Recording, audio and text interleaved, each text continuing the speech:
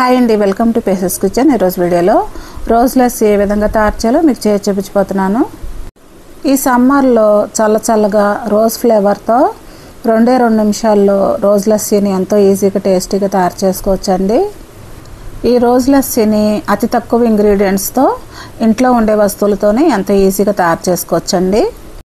మరి ఈ రోజ్ లస్సీని ఏ విధంగా తయారు చేయాలో దీని ప్రాసెస్ ఏంటో వీడియోలోకి వెళ్ళి చూసేయండి. ముందుగా ఒక జ్యూసర్ జార్ తీసుకొని ఈ జ్యూసర్ జార్లో 1 కప్పు వరకు పెరుగు వేసుకోవాలి.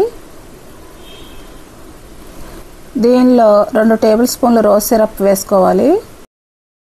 దీనిలోనే 1 టేబుల్ స్పూన్ పంచదార, 1/2 టీ స్పూన్ ఇలాచీ పొడి వేసుకోవాలి.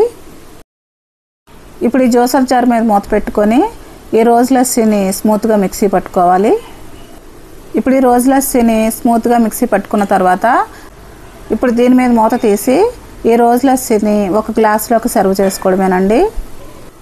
ఇప్పుడు ఈ రోజ్ లస్సీ మీద గార్నిషింగ్కి కట్ చేసిన పిస్తా పప్పు వేసుకోవాలి. ఇప్పుడు దీని మీదే కొన్ని రోజ్ పెటల్స్ కూడా వేసుకోవాలి. అంతేనండి, ఎంతో ఈజీగా టేస్టీగా ఈ రోజ్ లస్సీని తయారు చేయడం చూసారు కదా.